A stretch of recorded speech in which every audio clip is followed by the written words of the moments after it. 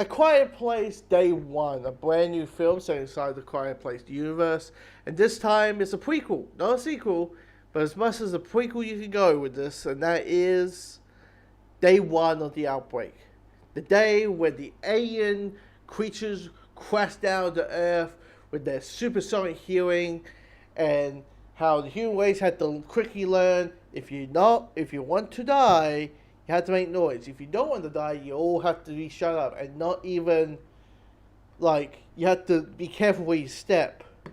Or if you're going to turn something, you have to turn very gently.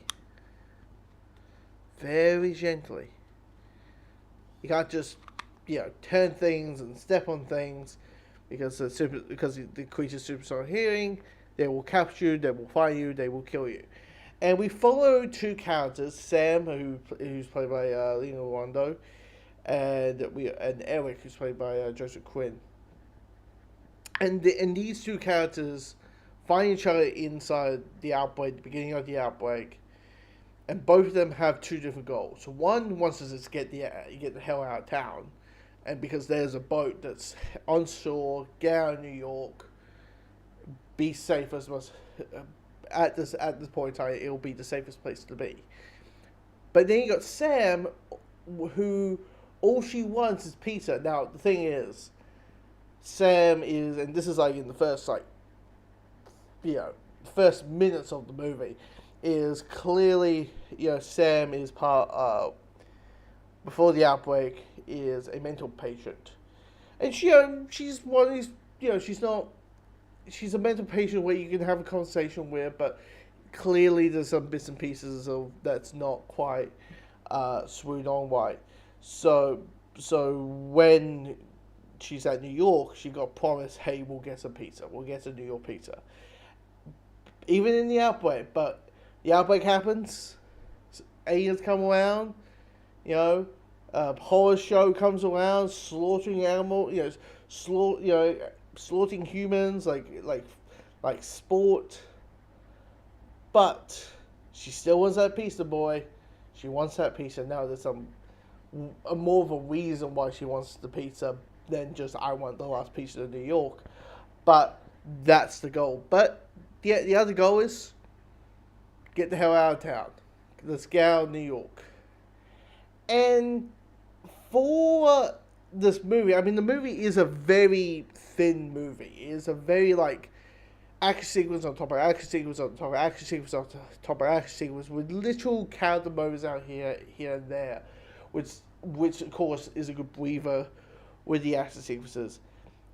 But I will say this, it's weird to say it for a movie that's 100 minutes long, but it's a little bit too long. I will say this, with the action on top of action on top of another action sequence on top of another action sequence, there's one action sequence that I'm like, you could easily cut this out. And it involves saving a cat. And the whole journey beyond it, because there's a part where Eric says to, or Whitewell says to Sam, hey, what meds do you need? And then for the next 10 minutes, it's him getting the meds. There's a cat, because Sam has a emotional support cat. The cat tags along with Eric. The cat gets in trouble where the aliens are, where the creatures are, and Eric goes and tries to save the cat. I was like, you know what, this part I would easily cut out. It's always make a 90-minute movie, guys. It's fine. But because of that, I was like, this drags. This drags. Feels like Sweet Wine 101. That is every 10 pages, something needs to happen. Every 10 pages, something needs to happen. And for me, I'm like, no. You could just... This is when... Okay, you have your hour, 50 minutes of action sequence on top of action sequence. This is a good chance to have, 10, 20 minutes to just... 15 minutes to just breathe and just be with the characters. And we do get that, and that's wonderful. And the thing is with these films is you need to get actors who are very animated with their discretion, because knowing that they can't talk, it's mostly sign language or writing something down, or that maybe there's dialogue but they whisper to each other, um, or a lot of pointing, and the performances between Peter Mondo and Joseph Quinn, they're very animated. They're very, like, very like animated to like, okay, we need to go over there or go over here, over there. We need to go over here. Stop that. Stop there. What are you doing? What you doing? Hand movement. What it be? Because the thing is sometimes because they are drawn away and swept away by one thing, and that's dialogue. And dialogue mostly helps people. Dialogue. The weird thing about dialogue is like dialogue. It shows the audience that okay, this is what the character's feeling. This is the character's feeling, emotion, the wants, the needs, and all those type of things. But we don't have that here. So it's a very when it's just facial expressions, you need to have the audience read those facial expressions, and you were able to. We're able to know what the needs and wants between, or what Sam and Eric wants out for the movie. Well, when they're just in the suites and can't talk, and them slowly learning about these creatures. About okay, they don't like water.